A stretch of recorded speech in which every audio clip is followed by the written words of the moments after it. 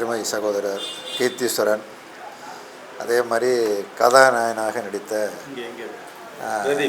பிரதீப் ரங்கநாதன் அவர்கள் செய்திருக்கிற இந்த ஆற்றல் குறித்து மிகச்சிறப்பான முறையில் இங்கே தெரியுமா சொன்னார்கள். அவர்கள் சொன்னதை நான் அப்படியே வழிமொழிகிறேன். அதற்கு மேல் பேசுவதற்கு ஒன்றுமில்லை.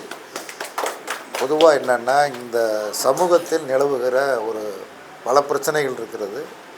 அதில் மிக மிக மோசமான பிரச்சனை என்பது அந்த ஆணவ படுகொலை.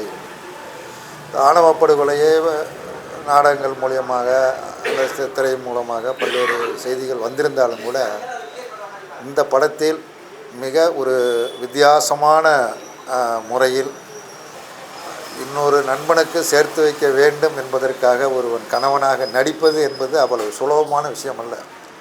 இப்படி சமூகத்தில் இப்படி சிந்திப்பது, இப்படி செயல்படுவது தவறு என்பது குறிப்பாக இன்றைக்கு இளைய தலைமுறைக்கு தான் அந்த படம். வயசானவங்களெல்லாம் விட்டுருங்க.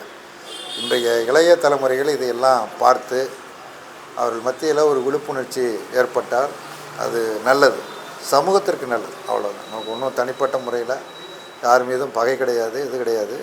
ஏன்னா இன்றைக்கு மோசமான நிலைமைகள் பலது நிலவுகிறது. குழந்தைய கொல்றது அப்படின்னு ஒரு காட்சி வருதில் நடந்துக்கிட்டு இருக்குது.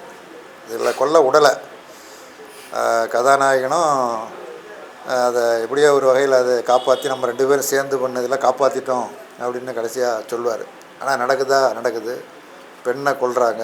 10 மாதம் சுமந்து வளர்த்த தன்னுடைய சொந்த மகளை கொல்றாங்க, பையனை கொல்றாங்க. இப்படியான பல சம்பவங்கள் தொடர்ந்து நம்ம தமிழ்நாட்டில் தொடர்ந்து நடந்துகிட்டு இருக்குது. என்ன தான் கமிட்டி போட்டாலும் சட்டங்கள் நிறைவேற்றினாலும் மனிதர்கள் திருந்தாமல் எதுவும் பண்ணிட முடியாது. சட்டங்கள் கடுமையாக தண்டிக்கலாம், அது மேலே ஒரு அச்சங்கள் வரலாம். இப்போ கொலை செஞ்சால் தண்டனை இருக்குங்கிறது, கொலை நடக்காமல் இருக்குது. மனிதர்கள் திருந்தாமல் பெரிய அளவுக்கு மாறுதல்களை பண்ண முடியாது.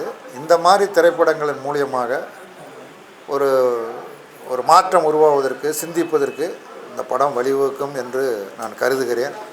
எல்லாம் நடைபெற வேண்டும். இந்த போன்ற படங்கள் வெற்றி பெற வேண்டும். சினிமான்னா ஏதோ ஒரு பொழுதுபோக்குக்காக மட்டும் இருக்கக்கூடாது. வெறும் பொழுதுபோக்கு சண்டை அது இதுன்னு வெறும் பொழுதுபோக்குக்காக இல்லாமல் ஒரு சமூகத்தில் ஒரு கருத்தை உருவாக்குவதற்கு, ஒரு சிந்தனையை உருவாக்குவதற்கு, ஒரு விழிப்புணர்ச்சி ஏற்படுத்துவதற்கு திரைப்படங்கள் அமைய வேண்டும். அந்த முறையில் இந்த திரைப்படம் அமைந்திருக்குது.